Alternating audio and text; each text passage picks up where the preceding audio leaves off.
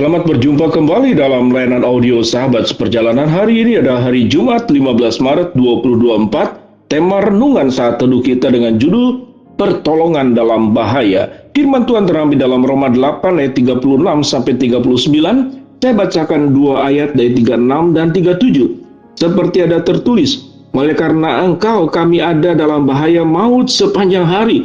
Kami telah dianggap sebagai domba-domba sembelihan. Tetapi dalam semuanya itu kita lebih daripada orang-orang yang menang oleh Dia yang telah mengasihi kita. Mari kita berdoa.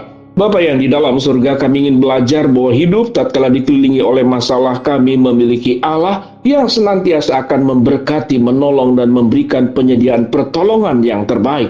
Dalam nama Tuhan Yesus kami berdoa, amin. Shalom sahabat seperjalanan yang dikasihi Tuhan. Hidup yang tersulit bisa digambarkan dengan terhimpit, tersudut. Hidup yang tersulit bisa digambarkan sebagai tetes-tetes terakhir daripada air minum yang kita punya, sementara kita sedang berjalan dalam perjalanan panjang di padang gurun. Kehidupan yang tersulit digambarkan sebagai nafas-nafas terakhir, tatkala kita merasa sesak nafas dengan seluruh problem kesulitan hidup yang kita lalui. Dan kita mengatakan, saya sesak nafas dan cuma memiliki nafas-nafas yang terakhir. Hidup yang tersulit kalau kita gambarkan dalam film-film, bagaimana seseorang yang terjatuh di rel kereta api, lalu kemudian kereta api dengan cepat semakin mendekat dan semakin mendekat, itu namanya film. Kemudian tiba-tiba ada orang yang menolong, atau ada orang yang sedang mau menjatuhkan diri karena frustasi dalam kehidupan ke jurang. Tiba-tiba ada seseorang yang Tuhan kirim sebagai malaikat yang menolong. Itu adalah gambaran-gambaran yang di film yang sesungguhnya memang itu terjadi. Kuasa Allah tidak hanya ada di dalam film, kuasa Allah tidak hanya di dalam sinetron, tapi kuasa Allah nyata terjadi dalam setiap kehidupan kita. Di kehidupan yang paling sulit, di kehidupan yang paling bahaya dalam hidup ini. Mari kita berbicara apa itu kehidupan yang paling bahaya. Yaitu yang pertama timbul dari diri kita sendiri. Sewaktu kita pesimis, sewaktu kita frustasi, sewaktu kita putus asa, tidak ada harapan lagi, maka titik itulah titik yang paling bahaya, orang bisa melakukan tindakan bunuh diri. Titik yang tersulit dan titik yang bahaya adalah tatkala kita dalam lingkungan tertentu, komunitas tertentu, dan semua orang menghakimi kita, semua orang menyalahkan kita, semua orang tidak ada yang berpihak kepada dirimu. Itu kondisi yang bahaya. Apa yang akan kita tindakan yang akan dilakukan? Bagi orang yang tidak bisa mengontrol emosi, kita mungkin melawan. Bahkan ada banyak tindakan membalas di belakang semuanya itu. Dengan membakar harta benda orang yang kita tidak suka.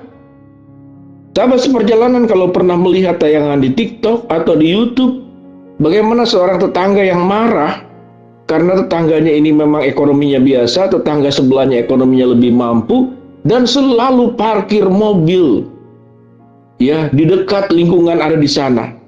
Apa yang dia tidak suka? Pada malam-malam dia membakar akan kendaraan tersebut. Sahabat seperjalanan, kondisi yang berbahaya, kondisi yang tersulit, kondisi yang dimana kita sesungguhnya merasa kita ditinggalkan sendirian, tidak ada yang menolong, tidak ada yang mengerti. Dan kita melihat apa yang terjadi di dalam kitab Roma pasal 8. Di sini adalah gambaran tentang keyakinan iman yang ditulis oleh Rasul Paulus kepada jemaat di Roma. Apa yang firman Tuhan katakan? Sebab ada tertulis, oleh karena engkau kami ada dalam bahaya maut sepanjang hari. Ayat ini berkata, oleh karena engkau kami ada dalam bahaya maut sepanjang hari. Semenjak Paulus menyerahkan dirinya kepada Kristus, semenjak Paulus menjadi Rasul Kristus, semenjak Paulus menjadikan pribadinya sebagai pemberita Injil, sedemikian banyak orang yang tidak suka kepada dirinya. Tentu bersentuhan dengan orang-orang yang punya kepentingan, penguasa-penguasa pada zaman itu, para ahli Taurat, orang Farisi yang merasa lebih tahu tentang kebenaran. Lalu tiba-tiba ada Paulus yang menyampaikan kebenaran. Siapa engkau yang mau mengajari kami? Siapa engkau Paulus? Merasa engkau lebih dekat, merasa engkau lebih tahu tentang rahasia-rahasia surga daripada kami, sehingga dimusuhilah. Dan kita tahu catatan-catatan bagaimana Rasul Paulus berkali-kali mau dibunuh, berkali-kali dikejar, berkali-kali juga menghadapi berbagai macam bahaya, karam kapal, dihadang oleh penyamun, kemudian dipenjarakan. berupaya beberapa kali untuk dilakukan pembunuhan kepada dirinya. Benar-benar Rasul Paulus berada di dalam kondisi seperti domba-domba sembelihan yang sedang dikejar. Sahabat seperjalanan, kalau kita menyimak tentang keberadaan kita, bukankah kita pernah ada di posisi-posisi seperti demikian? Maka pada posisi itulah menjadi ujian buat kita. Apakah kita akan menyelesaikan setiap masalah dengan kekuatan kita, dengan akal budi kita, dengan pemikiran kita? Dan kita kemudian karena itu adalah tindakan buruk, tindakan jahat yang dilakukan pihak lain kepada kita. Maka sesungguhnya insting naluri manusia adalah membalas. Insting manusia adalah melawan. Tetapi yang firman Tuhan katakan, Tuhan pun akan menolong engkau untuk melawan semua keadaan tersebut. Tetapi tentu cara kita melawan dengan cara Tuhan menyatakan perlawanannya, cara Tuhan menegakkan keadilannya bisa tidak sama dengan kita. Ayat 37 dikatakan, tetapi dalam semuanya itu kita lebih daripada orang-orang yang menang oleh Dia yang mengasihi kita. Sebab aku yakin bahwa maut maupun hidup, baik malaikat maupun pemerintah, baik yang ada sekarang maupun yang akan datang, atau kuasa-kuasa baik yang di atas maupun di bawah, atau suatu makhluk lain, tidak akan dapat memisahkan kita dari kasih Allah yang ada dalam Kristus Yesus Tuhan kita. Ayat ini sungguh luar biasa. Firman Tuhan berkata kita akan dijadikan orang-orang menang, orang-orang pemenang. Dan tidak ada seorang pun yang sanggup, baik maut, baik hidup, baik malaikat, baik pemerintah, baik penguasa, baik yang ada sekarang maupun yang akan datang, baik yang di atas maupun yang di bumi, yang di bawah, atau makhluk lain, tidak ada yang bisa memisahkan kita dari Allah. Dengan demikian sahabat seperjalanan, berbicara tentang mencari keadilan di dalam dunia ini, tatkala sahabat seperjalanan diperlakukan tidak adil, disudutkan, difitnah, diburukkan, benar-benar pada posisi kita seperti domba-domba sembelihan, tidak berdaya, maka kita berbicara tentang harga diri, saya ingin melawan. Tetapi sewaktu kita bersandar kepada Allah, tidak ada seorang pun yang dapat memisahkan kita dari Allah. Maka Tuhanlah yang akan menolong. Firman Tuhan berkata, malaikat, maut, hidup, penguasa, yang ada sekarang, yang akan datang, yang ada di bawah, yang ada di atas, tidak ada seorang pun yang dapat menyentuh kita tatkala Tuhan menolong kita, tatkala Tuhan mengangkat kita dari bahaya, tatkala Tuhan memberikan semua yang terbaik, kasih karunia, penghiburan, damai sejahtera di tengah berbagai macam emosi negatif, kemarahan, kebencian, keinginan membalas. Maka Tuhan bisa mengubahkannya.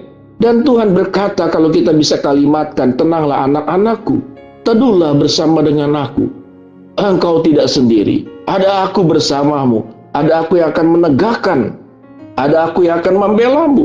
Membelamu seperti terang dan hakmu seperti siang. Seperti dalam Mazmur pasal yang ke-37. Dengan demikian sahabat seperjalanan, ingatlah. Di dalam kondisi paling bahaya, di dalam kondisi yang tersulit, di dalam kondisi yang paling tidak menyenangkan dalam hidup ini, ada Allah sumber pertolongan di masa-masa tersulit, di masa-masa yang paling bahaya. Bersandarlah, berserulah kepada Dia. Pertolongan Tuhan nyata, penghiburan Tuhan nyata, pembelaan Tuhan nyata. Mari kita berdoa. Bapa dalam surga, terima kasih buat kebenaran firman Tuhan yang kami pelajari hari ini. Hamba-Mu berdoa buat sahabat seperjalanan yang sedang sakit, Tuhan jamah sembuhkan. Sahabat seperjalanan yang sedang menghadapi masalah, Tuhan bukakan jalan. Sahabat seperjalanan yang sedang berdoa mengharapkan sesuatu, Tuhan kabulkan dengan cara dan waktunya Tuhan. Di dalam nama Tuhan Yesus kami berdoa. Amin.